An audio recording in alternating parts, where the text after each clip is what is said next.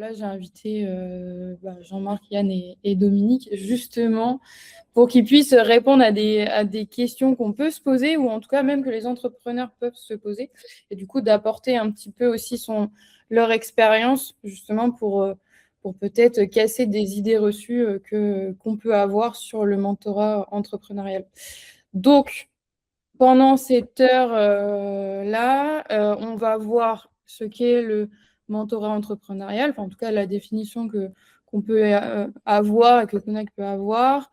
Justement, quelles sont les façons d'accompagner et qu'est-ce qu'on peut apporter, en tout cas, Connect, et vous, en tant que mentor, qu'est-ce que vous pouvez du coup apporter aux entrepreneurs et du coup, justement, casser peut-être questions et idées reçues qu'on peut avoir. Et puis à la fin, on parlera aussi de ce que Connect peut apporter et apporte aux mentors, du coup par le biais, par exemple, du sac à dos que Dominique, du coup, nous parlera de quelques minutes. Et donc, comme je vous disais, je suis accompagnée de 3 mentors. Au préalable, bon, je pense que autour de la table, tout le monde me connaît, mais si jamais, du coup, moi, c'est Lila. Je suis en charge, du coup, de la communication chez Connect. Donc, je suis maintenant accompagnée de Clarisse, qui n'a pas pu être présente aujourd'hui. Mais du coup, toutes les deux, on s'occupe de la communication externe et interne de Connect. Et là, aujourd'hui, du coup, c'est de promouvoir Connect par le biais d'un webinaire. Mais là, je vais laisser, du coup, la parole du coup, à Yann, Dominique ou Jean-Marc qui souhaitent du coup peut-être se présenter. Donc là, le but, c'est de dire qui vous êtes, ce que vous faites. Et pour démarrer directement, c'est quoi, vous, votre vision du mentorat? Je vais laisser Jean-Marc commencer. Puis après, Merci. Donc, je m'appelle Jean-Marc Devanne, je suis à Connect Nantes. Professionnellement, j'ai une entreprise de conseil aux collectivités en matière de stratégie que je suis en train de transmettre. Je pense qu'à la fin de l'année, là, ce sera réalisé. J'ai été sollicité par le réseau Connect pour développer Connect dans la région nantaise, ce que j'essaye de faire. Et pour moi, je l'ai fait un peu par amitié, puisque c'est un copain qui me l'avait suggéré ou demandé, mais je dirais par devoir de transmission. Je pense que quand on est mentor, on arrive à des âges où je pense que dans la vie, c'est un peu l'essentiel, c'est transmettre. Bien sûr, on a encore plein de choses à apprendre, mais c'est ce devoir de transmission, en tout cas, qui m'a animé. Voilà. ok, merci. Yann, si tu veux Oui, continuer. absolument. Yann Gourvenec. Donc, je suis un jeune mentor, parce que j'ai rejoint Connect il y a un an et demi, je pense, à la suite d'une interview de Dominique, qui est venu faire une vidéo ici chez Visionary Marketing. Et c'est lui qui m'a suggéré d'adhérer à l'association, parce que j'avais envie de donner un peu de mon temps, d'utiliser un peu mon expérience à la fois dans les grandes entreprises et en tant qu'entrepreneur. Et voilà, et je suis très content de pouvoir mettre ma petite pierre à l'édifice. Voilà, c'est ma deuxième saison, je pense. Oh, ok. Ouais, déjà. Déjà. Et du coup, pour terminer, Dominique. Oui, alors, donc moi, Dominique Perriot-Matona, donc moi, je suis connecteur depuis 3 ans ou 4 ans, je ne sais plus très bien. Donc moi, mon passé, c'est le conseiller d'entreprise, et en particulier, ce qui m'avait amené vers Connect, c'est que dans les dernières années d'intervention dans mon entreprise, j'ai beaucoup encadré les jeunes à travers des actions de mentorat, précisément pour les faire monter en compétences. Et avec le souci de transmission, ce que je partage complètement avec Jean-Marc. Alors, depuis 2022, moi, j'ai arrêté ma carrière professionnelle. J'ai écrit un livre sur le métier de conseil, ce qui m'a permis de rencontrer Jean-Marc, d'ailleurs. Et puis, en parallèle, donc, je travaille entre guillemets bénévolement pour Connect. Et en particulier, j'ai collaboré avec un certain nombre d'entre vous, sur la conception du sac à dos dont on parlera un peu plus loin. Bon, pour répondre à ta troisième question, Lila, c'est quoi ma vision du mentorat? Parce que j'amorce le sujet là-dessus. Pour moi, c'est une relation entre deux personnes qui vise à accompagner le mentoré et de lui apporter un soutien pour favoriser son développement, sa prise d'initiative, sa prise d'autonomie, et dans un contexte d'intervention généraliste et pas experte. Voilà. Le mentorat, ça peut se présenter sous plusieurs formes. Ça peut être du mentorat universitaire, du mentorat entrepreneurial, ce que nous faisons ici chez Kunact.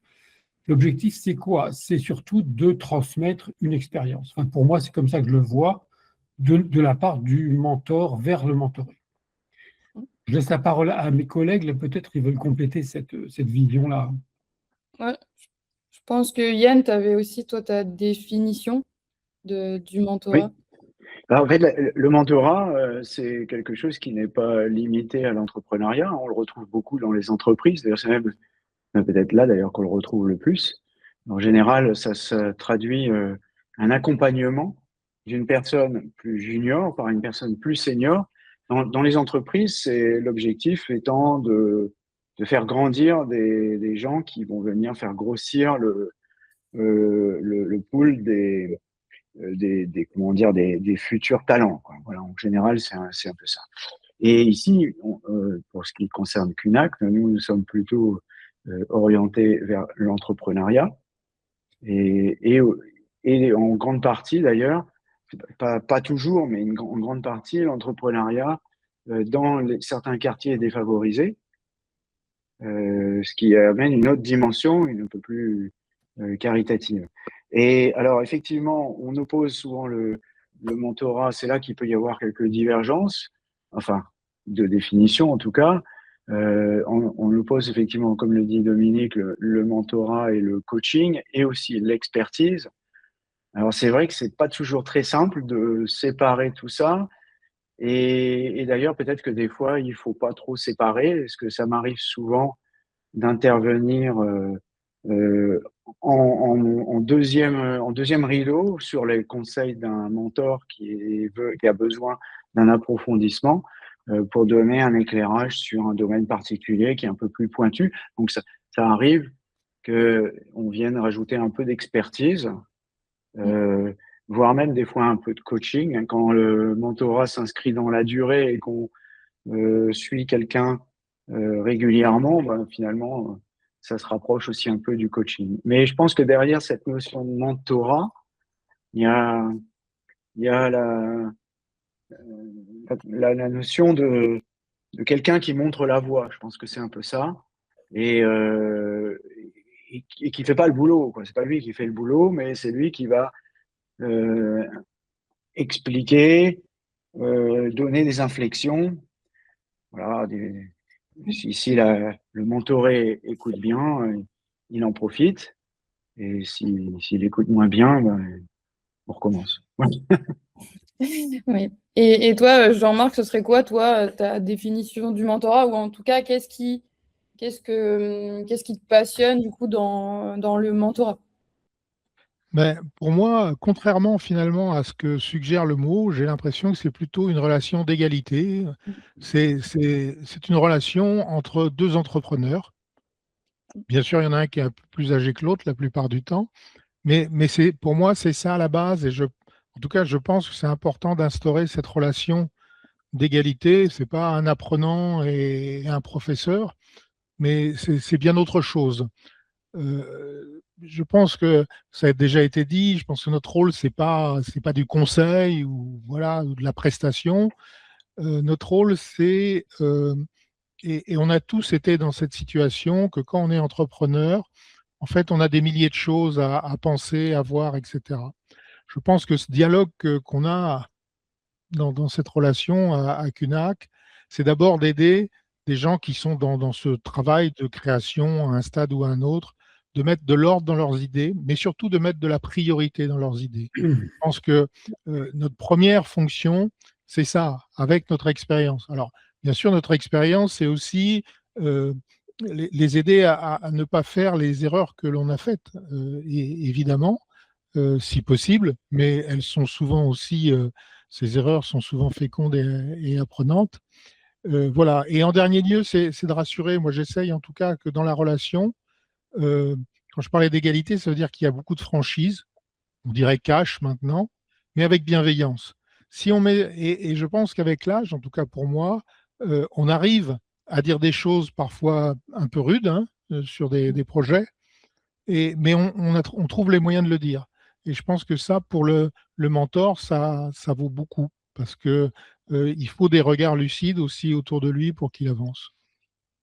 Voilà, on pourrait disserter longtemps sur ce sujet-là, mais c'est de la Ouais, pratique surtout, quoi. oui, tout à fait. Et donc, par exemple, il y a, là, on va passer du coup à la deuxième question qui serait du coup pourquoi faire appel à un mentor en tant que mentoré? Parce que justement, il y a beaucoup d'entrepreneurs peut-être qui pensent aujourd'hui j'ai besoin d'atteindre un certain niveau ou peut-être que j'ai pas, peut-être pas besoin. Est-ce que pour vous, c'est une erreur et qu'est-ce que vous pourriez leur dire justement pour qu'ils fassent appel à vous, par exemple? Je veux bien continuer. Ah, pardon, Ouais. Dominique. Non, non, vas-y, je t'en prie, Vas-y. Jean-Marc. En fait, je pense que souvent, on va pouvoir répondre à une autre question que celle que la personne avait en tête. Et c'est sûrement là la plus grande valeur ajoutée. J'étais récemment avec quelqu'un là euh, qui fait des systèmes d'interprétation pour les sourds-muets en application, etc. Euh, et en fait, dans la discussion, je pense qu'il venait d'abord pour trouver des solutions techniques, des partenaires, etc. Et en réalité, le questionnement que nous avons eu a mis en évidence qu'il y avait des enjeux tellement plus grands que le projet tel qu'il avait défini, en tout cas une vision et un sens qui s'est découverte là. Et finalement, j'ai l'impression que ça lui a éclairé les choses. Il repart complètement différemment avec cette nouvelle vision. Et voilà. Donc, effectivement, on est là pour, comme je disais tout à l'heure, aider ces créateurs d'entreprises à mettre un peu de clarté, à enlever du flou, en réalité, sur la manière dont ils avancent. Et en même temps, il arrive aussi qu'on réponde à des questions qui n'étaient pas le but du mentorat. Et c'est en ça que c'est fertile pour moi. Voilà. Tout à fait. Je ne sais pas si Dominique ou tu Oui, veux parce que ajouter quelque chose justement. par, par rapport à ta question, c'est est-ce qu'il faut attendre, faut que le projet du mentoré soit suffisamment mûr? Moi, je dirais pas forcément, parce que globalement, le mentor, c'est quoi? C'est une espèce de miroir intelligent. Et je pense que C'est la ça. valeur qu'on peut apporter en tant que mentor, elle est à tout moment du projet, aussi bien à sa naissance que, etc. Parce que comme le dit Jean-Marc ou Yann, le, on- qui que nous soyons, on ne voit pas le projet entrepreneurial sous toutes ses coutures. Forcément pas, parce que même avec de l'expérience, il y a des choses qu'on ne voit pas. Et donc, je pense que nous, on peut éclairer la route de l'entrepreneur à tout moment, lui apporter un élément d'expérience, que ce soit à la naissance du projet ou bien un petit peu plus tard. Donc, je pense qu'il n'y a pas de séquence vraiment carrée où on dit à partir de ce moment-là, j'ai besoin d'un mentor. Moi, je pense que vraiment, il y a un apport possible à tout moment. Et ce que je voulais juste rajouter, c'est qu'en fait, par contre, c'est pas un échange totalement open bar et sans cadre. Je pense que notre rôle aussi en tant que mentor, c'est de mettre une espèce de processus autour de tout ça, même si on en dévie en permanence. Peu importe, mais il faut qu'il y ait quand même un espèce de cas dans lequel on travaille, un mode de fonctionnement. Et au-delà de ça, c'est aussi une relation de confiance qui doit s'instaurer. C'est-à-dire, en fait, rien ne se passe si on n'a pas, si on n'a pas une relation étroite avec la personne qu'on est en train de mentorer, quoi. Voilà. On y reviendra certainement là-dessus.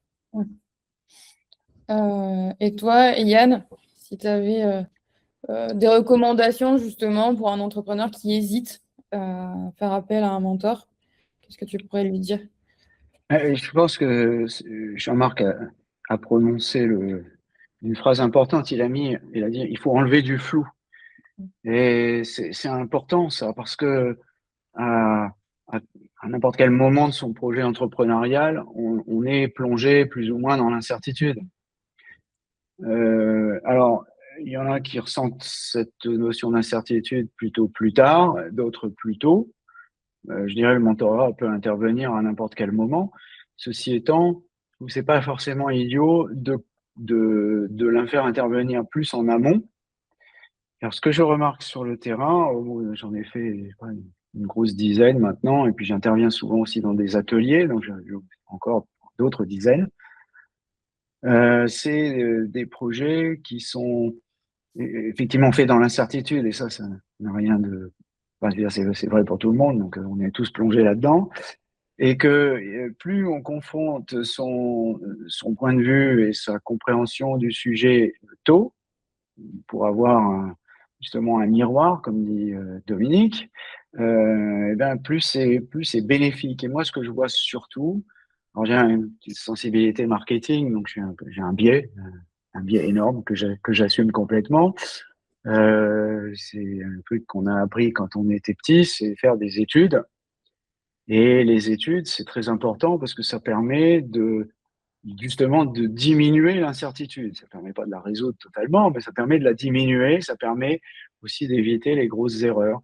Et ça, je pense que là, il y a un gros travail à faire. D'ailleurs, on va avoir une réflexion avec Jean-Michel là-dessus. On avait déjà, j'avais déjà initié ça avec Caroline l'année dernière sur les études, mais je pense qu'il faut aller plus loin. Et effectivement, bon, pour répondre à ta question, pour moi, plus c'est pris tôt, et mieux c'est. Et il n'y a pas de honte à demander un conseil. Au contraire, ça aussi, c'est un biais que je vois aussi souvent et que j'ai vu même quasi systématiquement, c'est qu'on est seul dans l'entrepreneuriat et la meilleure façon aussi de résoudre son incertitude, c'est d'aller confronter son projet à plein de personnes. Et souvent, il y a un peu de réticence à faire cela. Qu'on a peur qu'on nous pique l'idée. Bon, l'idée, c'est une idée. Et alors que, en fait, on a tout à gagner à aller confronter son idée avec des gens qui sont bien intentionnés, qui vont nous conseiller et qui vont nous orienter. Tout à fait. Et justement, un autre, peut-être autre idée reçue qu'on peut avoir, ou en tout cas, en tout cas, un frein avant de faire appel à un mentor, c'est ce côté expert. Et je crois, Jean-Marc, justement, tu as un exemple où tu es mentor du coup d'un salon de coiffure où tu n'as pas cette expertise et pourtant tu accompagnes ces personnes. Voilà, oui, c'est l'expertise. De toute façon, ce serait vain de vouloir être expert en tout. Enfin, donc, on ne sait pas qui demain viendra toquer à la porte pour demander un mentorat. Donc, oublions cette expertise, mais habituons-nous à aller chercher des ressources. On est là pour ça. Là, j'ai effectivement le cas d'un coiffeur, une affaire un peu compliquée, bref. Et évidemment, même s'il y a des histoires de gestion, de marketing de base, un salon de coiffure, c'est quand même quelque chose de très particulier. Donc, la chose la plus simple que j'ai faite, moi, je suis copain avec mon coiffeur qui a un gros salon de coiffure. Et puis, je lui ai dit, bah, écoute, voilà, je m'occupe d'un gars, là, honnêtement, je suis perplexe et tout. Et lui, en l'espace, on a pris un moment, on a discuté, en l'espace d'une heure et demie, il a dégagé toutes les perspectives parce qu'il connaît le métier, il connaît tout ça. Et donc, ça m'a permis d'aller très vite et de dire à cette personne que j'accompagne quelques pistes de direction et puis aussi quelques nouveaux contacts qu'il m'avait donnés, mais que je n'aurais jamais évidemment trouvé par moi-même. Donc, en fait, il faut qu'on fasse un peu comme les mentorés, qu'on aille puiser dans notre réseau aussi des ressources. Alors, il y a le système QNAC déjà, qui est déjà un grand réseau national d'expertise, évidemment, et on l'utilise récemment avec Alain à Lyon, on a fait des choses là. Mais on peut aussi se confronter à sa propre pratique et dire, ben moi, si j'étais dans cette situation-là, à quelle porte je vais toquer? Et puis voilà, et puis on a la capacité parfois à aller toquer à des portes et se faire moins rembarrer que nos mentors. Donc on essaye, et ainsi de suite. Tout à fait. Et justement, pour continuer par rapport à ça, est-ce que vous avez un exemple peut-être d'accompagnement ou un entrepreneur justement que vous avez accompagné et auquel le mentorat a complètement, enfin peut-être pas complètement, mais en tout cas qui l'a aidé et poussé et ça lui a changé peut-être sa perception en fait de l'entrepreneuriat ou même de sa stratégie. Alors moi, j'ai deux exemples. Le premier, c'est un exemple, on va dire, plutôt positif, avec une jeune femme avec laquelle j'ai interagi pendant un certain temps, qui avait un projet dans le domaine que je connais bien, qui est le conseil. Bon, là, j'ai pu à la fois faire du mentorat et de l'expertise, c'est un petit peu différent. Et effectivement, où je l'ai vraiment aidé, c'est positionner son projet, c'est-à-dire de se dire sur quoi, enfin, je crois où je l'ai vraiment aidé, c'est découvrir ce qu'elle savait vraiment faire. Elle avait tout, sauf que elle n'avait pas confiance et elle n'avait pas conscience. Pas conscience de ce qu'elle pouvait apporter aux autres et pas confiance en elle du tout. Elle ne pouvait pas exprimer la valeur ajoutée qu'elle pouvait transporter. C'est le premier exemple qui est plutôt positif parce que je pense qu'elle a réussi à positionner un projet, on va dire, assez positif. Le deuxième exemple, alors lui, il est un peu à l'envers au sens où j'ai accompagné une jeune femme qui voulait mettre sur le marché du prêt-à-porter. Bon, le prêt-à-porter, moi, j'y connais rien, hein, vraiment, c'est pas du tout mon truc, sauf quand je vais dans un magasin. Et en fait, alors là, moi, je suis venu avec des yeux très, très naïfs et très, très neufs. Et en gros, le problème, c'est qu'elle n'avait pas du tout vu où était son marché, comment il fallait qu'elle se positionne, etc. Et elle a fait un premier essai, pas du tout concluant. Et en fait, moi, où je l'ai aidé, c'est à se dire, finalement, mon projet, il ne tient pas vraiment la route, ou en tout cas, c'est pas comme ça qu'il faut que je le prenne. Et la jeune femme, je pense que je l'ai aidée, c'est à ne pas perdre de l'argent, quoi, et se repositionner elle-même différemment pour et prendre conscience que elle n'avait pas tout vu, qu'il fallait reprendre le sujet à la base. Et en fait, elle a repris des études. Elle a repris des études en marketing parce qu'elle s'est dit, mais truc que j'ai pas compris, quoi. Bon, et donc là, on arrive avec un œil extérieur, neutre, neuf, et là, je pense qu'on peut vraiment aussi apporter quelque chose, quoi. Tout à fait. Voilà. Et toi, Yann, si tu as un exemple concret d'accompagnement que tu as fait ou en tout cas dont tu es fier. Je suis plus fier de tous. Non, en fait, non, je sais pas si on peut être fier. Non, on peut être content d'avoir essayé de faire aboutir un projet ou de faire aider à mûrir un projet. Et je pense qu'il y a un grand nombre de ces projets qui s'inscrivent dans la durée, donc c'est difficile. Il n'y a pas un coup de baguette magique où on a prononcé la parole qui fait mouche, et puis d'un seul coup, on a transformé un business de 0 € en millions d'euros. Ça, c'est un peu caricatural.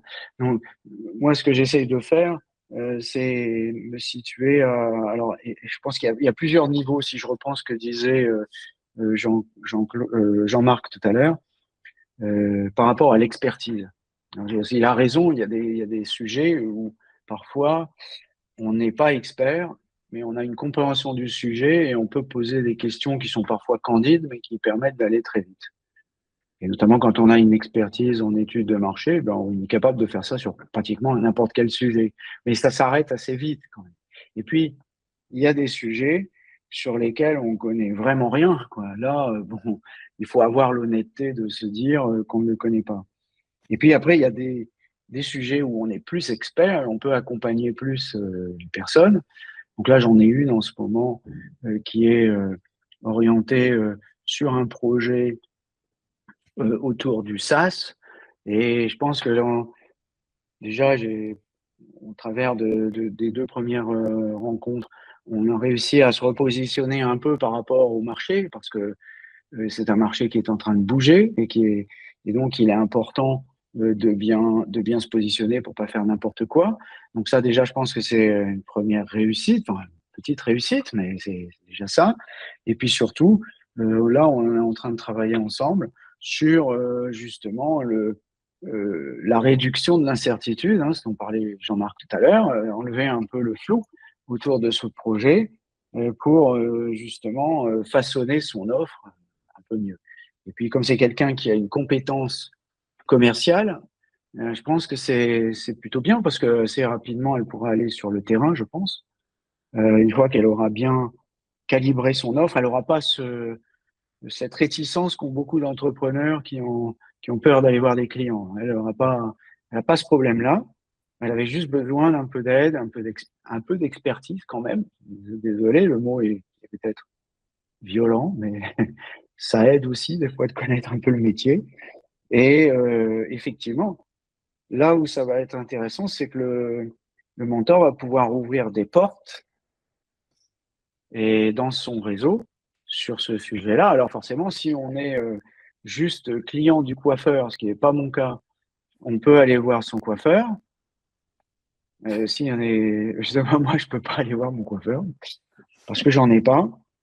Et puis, si on est dans le domaine depuis 10, 15 ans, 20 ans, 30 ans, 40 ans, bah, c'est plus facile parce que moi, je suis pas forcément un expert du software as a service. J'en suis même pas un expert du tout. J'en ai été client, mais je suis pas forcément expert du domaine. Mais par contre, j'en connais plein qui sont vraiment experts dans le domaine. Et donc là, je peux ouvrir mon carnet d'adresses, alors à condition, bien entendu, que on ait montré patte blanche avant d'ouvrir le carnet d'adresses, parce que il faut que le mentoré s'implique pour aller rassurer le mentor, parce qu'on n'ouvre pas son carnet d'adresses, parce qu'en général, en plus, on les appelle avant. Attention, tu vas avoir un coup de fil, et si l'expert vous rappelle en disant bah, ton gars, il a jamais rappelé, ça va pas. Donc, il faut que le mentoré s'implique et s'engage. Si on ne tape pas dans le réseau comme ça n'importe comment. Voilà, donc ça c'est un bon exemple. Et puis malheureusement, il y a aussi des exemples un peu moins bons parce que l'entrepreneuriat, c'est pas simple et il y a beaucoup plus d'échecs que de réussites, malheureusement. Mais bon, il vaut peut-être mieux se rendre compte qu'on va échouer avant d'avoir dépensé tout son argent, plutôt que d'aller investir 300, 400 000 euros et s'apercevoir que l'idée n'avait ni queue ni tête. Donc, on est là aussi parfois pour faire reprendre conscience que il y a des projets qui sont pas raisonnables. Et surtout, il y a un truc sur lequel j'insiste beaucoup, c'est le principe de l'effectuation. Je vois, il y a beaucoup d'entrepreneurs qui n'ont pas ça en tête. Ils vont tout de suite au plus compliqué, ce qui va demander le plus d'efforts pour un résultat qui n'est pas forcément fabuleux. Alors qu'il faut s'habituer très vite à choisir la voie la plus simple pour le meilleur résultat possible. Parce que déjà, même comme ça va être compliqué et il va falloir fournir beaucoup d'efforts. Donc, c'est pour ça qu'il faut essayer de choisir la voie la plus simple. Si j'ai des clients sur un marché que je connais, avec un produit que je connais, c'est plus facile que d'aller sur un marché que je ne connais pas avec des clients que je ne connais pas. C'est plus simple. Et ça va rapporter de l'argent plus facilement, plus rapidement, ce qui me permettra ensuite de le réinvestir ou d'aller chercher des clients dans d'autres domaines et de faire mon apprentissage à moindre frais. Donc voilà, il y a, comme j'ai dit, il y a des mentorés qui écoutent et qui rentrent dans la pratique. Et puis il y a ceux qui, des fois, écoutent un petit peu moins. Et puis il y a ceux qui écoutent et qui changent d'avis. Voilà, il y a plusieurs profils. Je peux rebondir, Lila, sur parce que tu as dit un truc, Yann, qui mérite, enfin à mon sens, qu'on s'y attarde un petit peu, c'est dans la relation entre mentor et mentoré, je pense qu'il y a des... Alors, on n'est pas en open bar, pas tout à fait, quoi. Je pense qu'il y a des... Je veux dire par là que on est, nous, mentors, on a tout son savoir-faire, on a effectivement un état d'esprit, et comme disait Jean-Marc, de bienveillance, je pense que ça c'est fondamental, d'écoute, mais de l'autre côté, ce qu'on attend aussi, enfin personnellement, quand je travaille avec des entrepreneurs, des jeunes entrepreneurs, c'est aussi la proactivité et l'engagement. que les gens ne se laissent pas porter en se disant, bon, de toute façon, j'ai quelqu'un qui m'accompagne, il va peut-être me trouver des solutions. Bah, c'est pas exactement ça. Je veux dire, celui qu'on accompagne s'implique pas à fond dans son projet, s'engage pas sur ne serait-ce que des rencontres calées dans le temps où il sera là, parce que des lapins, j'en ai déjà vécu quelques-uns, ça fonctionnera pas notre histoire, quoi. Je veux dire que c'est pas une relation totalement libre, c'est une relation quand même qu'on doit un peu cadrer. Et effectivement, je pense qu'il faut qu'on explique vraiment à nos mentorés qu'on attend un engagement réel, parce que c'est leur projet. C'est pas nous qui allons porter leur projet, c'est eux qui le portent. Voilà, je voulais juste rajouter cette dimension-là. C'est très important parce qu'effectivement, c'est cet engagement qui va faire que ça réussit. Mais oui. Parce que si c'est juste nous qui renvoyons des balles et puis que au fond de cours, ben, ça renvoie pas, ça sert à rien. Ça ne fonctionne pas. Puis en plus, c'est très frustrant pour le mentor aussi parce que quelque part, on se dit mais c'est idiot ce que je dis ou c'est à côté de la plaque. Pourquoi il écoute pas? Ça va pas.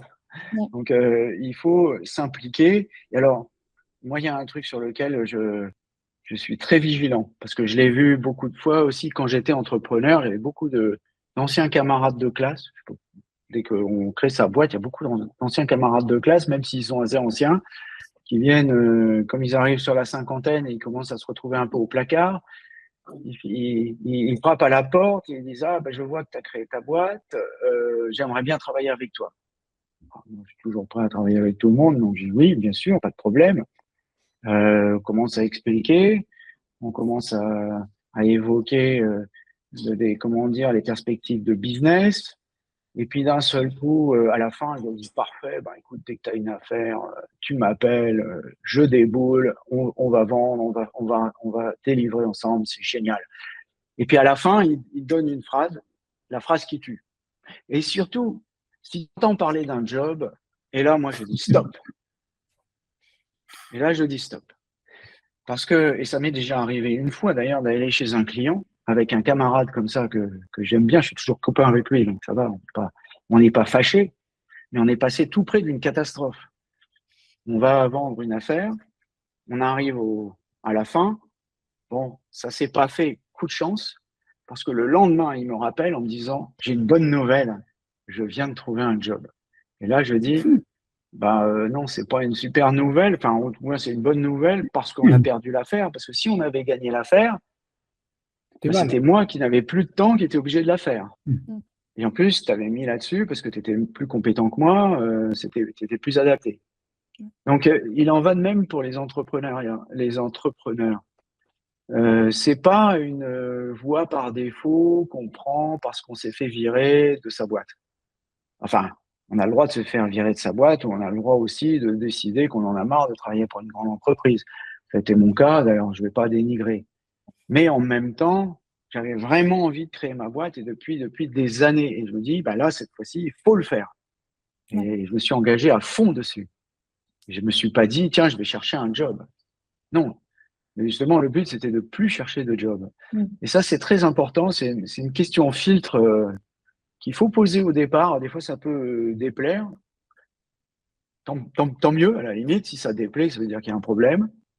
Mais il faut considérer que l'entrepreneuriat, c'est un job à temps plein. C'est peut-être même 2 équivalents temps plein. Même. Ouais, voilà. Tout à fait. Et ça, c'est très important. C'est très, très important. Ouais. Et donc, c'est cet engagement-là qui fait que le mentorat va réussir. Parce que sinon, ça ne se passe pas. Et justement, par rapport à ça, il est aussi possible, en tout cas, Jean-Marc, je pense que tu peux confirmer avec aussi un exemple, que si, par exemple, la relation mentor-mentoré ne se passe pas forcément à merveille, il est aussi possible de changer, en tout cas, de mentor. Oui, en tout cas, c'est ce que j'essaye d'expliquer. En général, je vois sur Nantes, je vois tous les mentorés, tous les candidats, et je leur dis toujours, comme je le disais au début, c'est toujours une relation entre 2 personnes. Donc cette relation, on la suscite entre un mentoré, on trouve un mentor qui on pense il va faire l'affaire, mais on pense seulement, c'est ni absolu, ni certain. Donc, voilà, je donne toujours cette idée de dire ça peut mal se passer et surtout, n'hésitez pas ou n'hésite pas à revenir vers moi. Alors, ça peut être le mentor ou le mentoré d'ailleurs. Si ça se passe pas bien, on essaye d'en trouver un autre, quoi, parce que il y a aussi des histoires d'atomes crochus dans cette affaire-là, je crois, et c'est important que la relation soit de confiance et fluide, parce que derrière la confiance, c'est comme ça qu'on va aller au bout, je pense, ou au fond des sujets, plutôt que rester sur parfois un peu de la technique ou trouvez-moi des clients, j'exagère un peu. Euh, J'ajouterais peut-être une chose, c'est que QNACT intervient quand même beaucoup, en tout cas prioritairement, sur les quartiers justement qu'on qualifie de prioritaires ou les entreprises à impact. Et donc, on est aussi sur une population ou des entrepreneurs qui n'ont pas tous des grands projets d'entreprise. Pour un certain nombre non négligeable, c'est effectivement de fabriquer son travail, comme le disait, je crois, Yann tout à l'heure. Alors, fabriquer son travail parce qu'on en a envie, mais parce que aussi, peut-être qu'on est parfois dans des sociétés où, voilà, issus de ces quartiers-là, c'est plus difficile.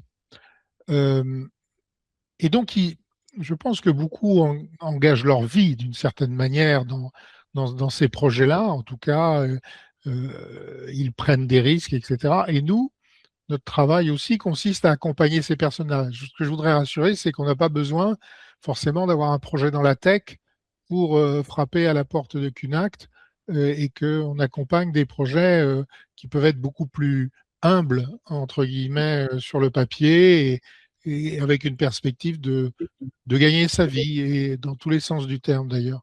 Voilà, et on est là. Et on est là aussi pour ça, pour accompagner ou pour clarifier le fait que peut-être qu'en réalité, la voie du salariat serait peut-être la bonne solution plutôt qu'un mauvais projet d'entreprise. Et à ce moment-là, on peut donner le coup de main aussi pour dire, ben voilà, comment tu peux essayer de réajuster ta candidature, ta carrière. Enfin, Dominique l'a cité tout à l'heure. Voilà, je voulais juste ajouter ça parce que ça me paraît important pour beaucoup de nos mentorés actuels et peut-être à venir. Ouais, tout à fait. Ça, je pense, c'est très, très important, ce que tu viens de dire. Effectivement, un mauvais projet n'est pas forcément mieux qu'un bon salariat. C'est effectivement, c'est évident, mais il y a parfois une vue un peu romantique de l'entrepreneuriat. Et c'est vrai, c'est super l'entrepreneuriat. C'est pas moi qui vais dire l'inverse. Je serais d'ailleurs complètement incapable de retourner dans le salariat aujourd'hui. Mais bon, c'est pas forcément romantique, c'est aussi il y a un peu de transpiration quand même. Je veux pas dire que c'est du sang et des larmes parce que c'est pas vrai non plus, mais on peut prendre beaucoup de plaisir. Mais il faut pas non plus se voiler la face, ça demande du travail. Et bon, voilà, il y a des gens aussi qui ont de la chance, mais c'est pas rare que les gens qui ont de la chance, c'est parce qu'ils ont beaucoup travaillé aussi. Donc ça, c'est important. Et s'ils ne sont pas adaptés à l'entrepreneuriat, c'est à nous de le dire aussi et de les conseiller en toute franchise. Voilà. Tout à fait. J'ai une question que justement peut-être des mentorés peuvent se poser, c'est par exemple, combien de temps peut durer par exemple un accompagnement, ou en tout cas, ce serait quoi le temps idéal en tout cas d'accompagnement par un mentor? Je ne sais pas s'il y a une règle précise, mais moi je pense que ce qu'on fait chez QNACT, la notion de 6 mois par exemple, c'est pas totalement idiot. Alors en fait, c'est une moyenne, mais ça ne veut pas dire grand-chose. Moi par exemple, la première personne que j'ai accompagnée, ça a duré 1 an. Ça a duré 1 an parce que son projet, il a bougé dans tous les sens. Et puis la deuxième, là, celle dont je parlais, oui,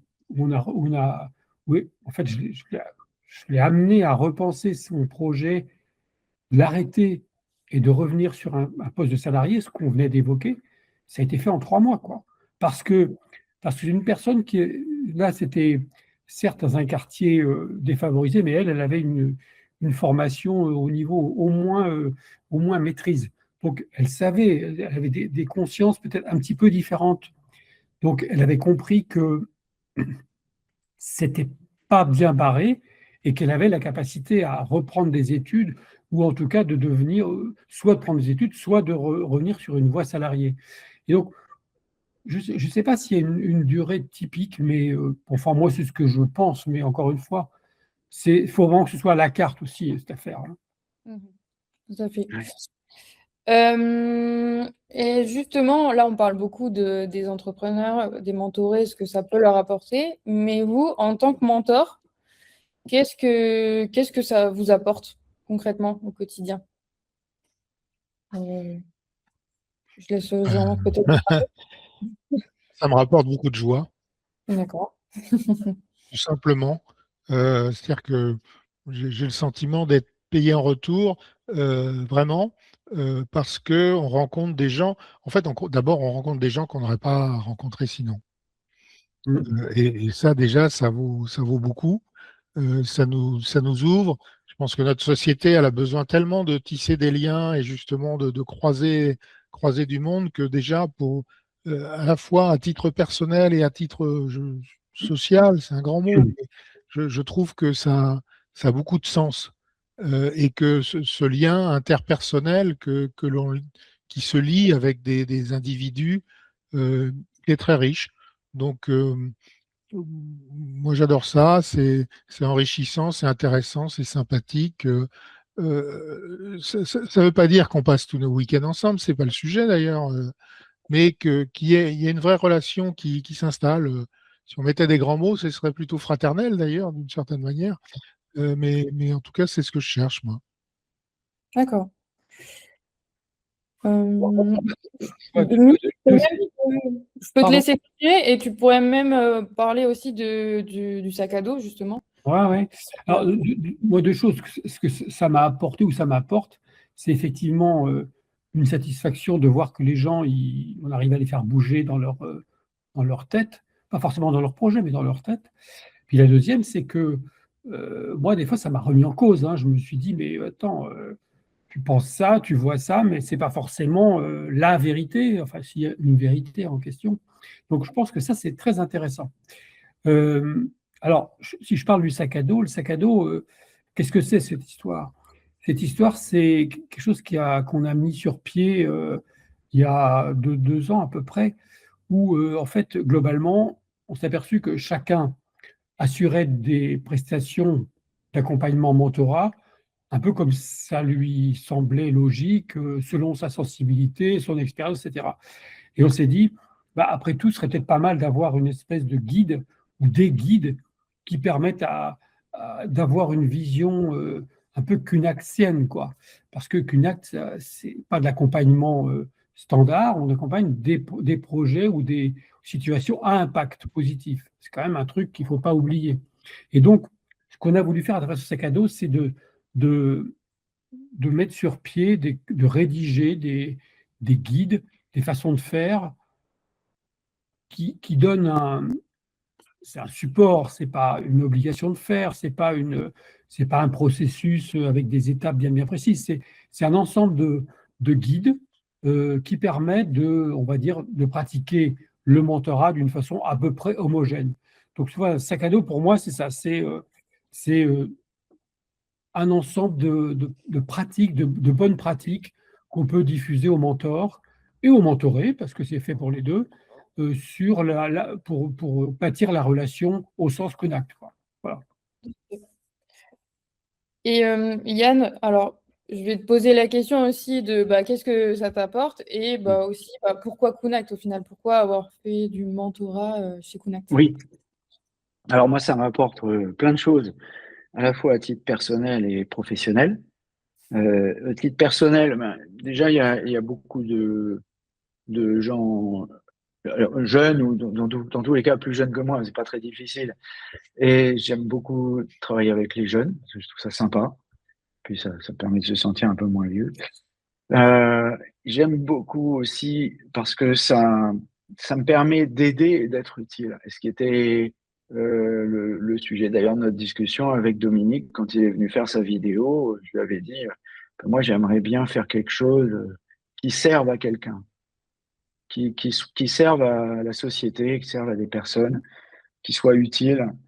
Et Et alors, il y a l'aspect de la diversité que j'aime bien parce que j'ai travaillé à l'international toute ma vie et pour moi, c'est la base. Et j'aime bien ça parce que il y a des gens qui viennent de tous les horizons, de toutes les origines. Donc, je trouve ça très enrichissant et très intéressant. Ensuite, sur l'aspect professionnel aussi, ça m'apporte des choses. Déjà parce que ça m'oblige à me confronter à des nouveaux marchés, des nouveaux sujets, y compris des fois des sujets B2C qui sont moins dans mes cordes. Mais bon, parce que j'ai pas un passé professionnel dans le B2C, que je suis pas capable de comprendre ce qui se passe dedans. Donc chaque sujet est intéressant parce qu'il m'oblige à sortir de ma zone de confort aussi, à réfléchir et à apprendre. Moi, j'aime bien apprendre. Voilà. Donc c'est ce qui permet de rester jeune aussi, d'apprendre toujours. Je trouve ça très intéressant. Et pourquoi avoir choisi Qunacte? Parce que j'ai rencontré Dominique déjà. Et comme il avait l'air sympa, je me suis dit, on va tenter le coup. Merci. Parce que c'est toujours mieux de travailler avec des gens sympas. On travaille beaucoup avec Jean-Michel aussi. On s'entend bien. D'ailleurs, il me doit une bière. Il n'a pas encore offert. Et bon, déjà, ça, c'est important. Il y a une bonne ambiance. D'ailleurs, je me suis aperçu, je vois sa tête, Omid Abadi, qui est un ancien camarade d'Unicis. Alors, j'ai rencontré ça m'a fait plaisir de retrouver Omid après toutes ces années.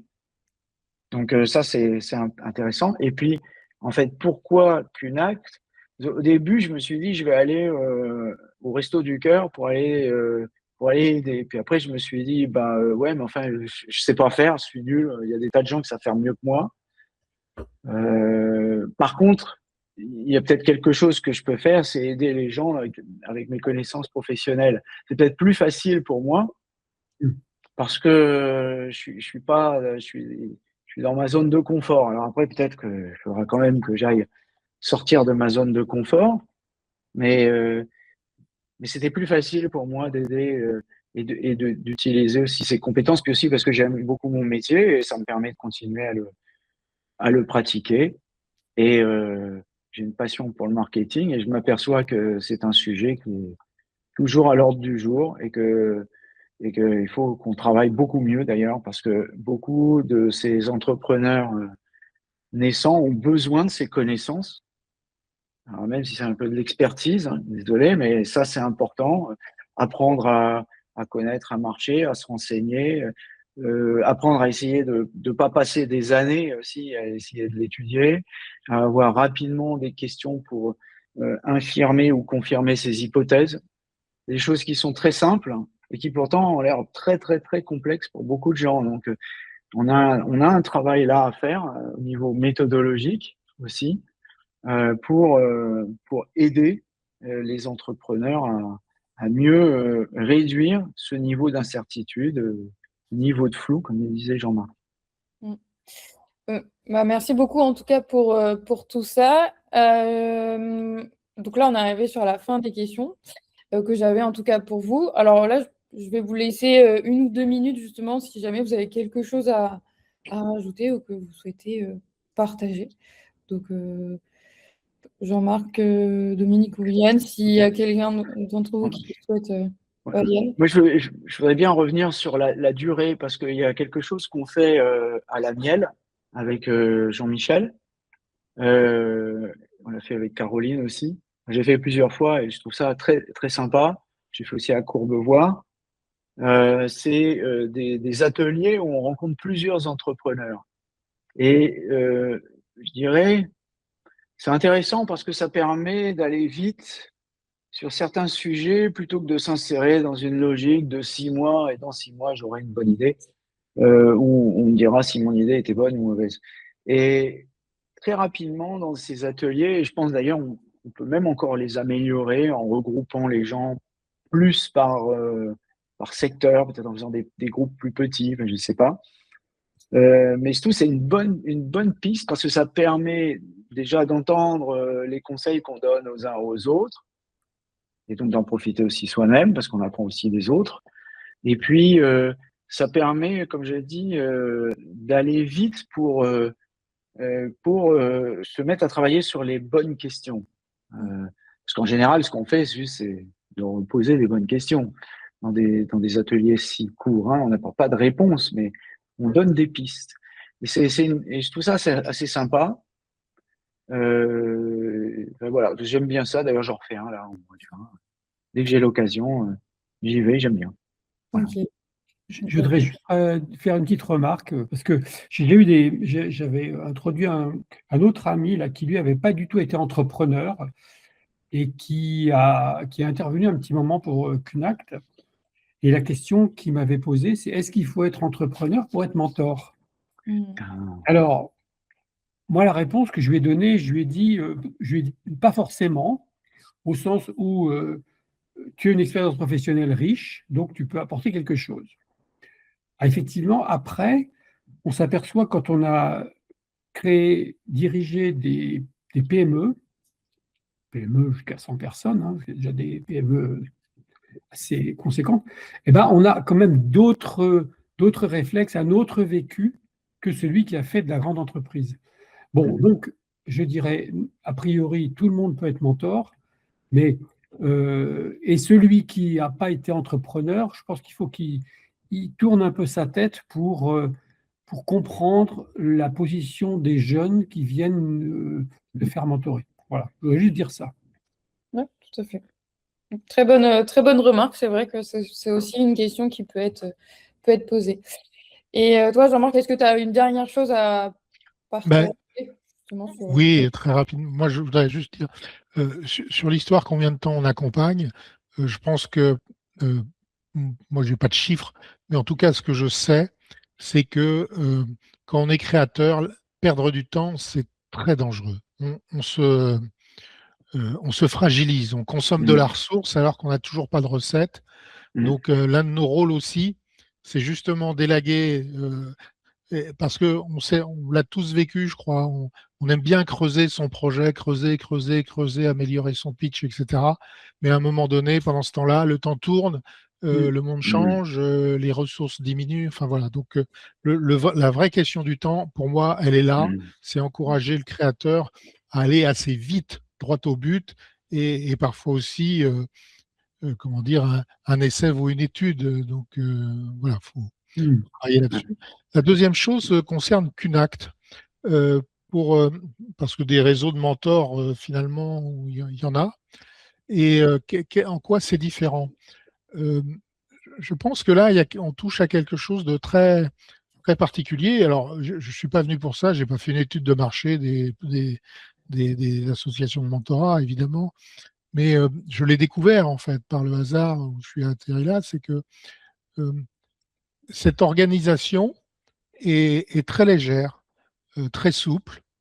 Elle est pauvre, comme la plupart de nos mentorés d'ailleurs, euh, et elle fonctionne justement sur un peu de la même manière, sur de la ressource bénévole, sur de l'intelligence et une forme voilà, de collectif qui s'entend bien et qui fonctionne. Et je pense que c'est fondamental. C'est pas une usine à gaz, c'est pas une structure pyramidale avec des conseils d'administration, des sous-conseils, des trucs et des machins. C'est très simple. Et donc, on est on est complètement dédié à notre tâche, si j'ose dire. Enfin, moi qui anime un groupement local, on a à la fois beaucoup de liberté, l'organisation est là, c'est très souple. Et le sujet, c'est de rappeler les fondamentaux en permanence et le reste, comme dit notre regretté Edgar, les systèmes complexes s'auto-organisent. Donc, ben voilà, c'est ça. Ouais, et si je peux même rajouter par rapport à ça, c'est que Kunact aussi est une asso nationale. Donc là, par exemple, Yann et Dominique, vous êtes dans le GLK Paris. Jean-Marc, toi, tu es l'animateur du coup du GLK Nantes. Moi, je me trouve à Lille. Et en fait, c'est aussi ça la force de Kunact, c'est qu'on est partout en France et assez oui, tout le monde se connaît comme on est un petit réseau. Donc c'est ça qui est vraiment chouette.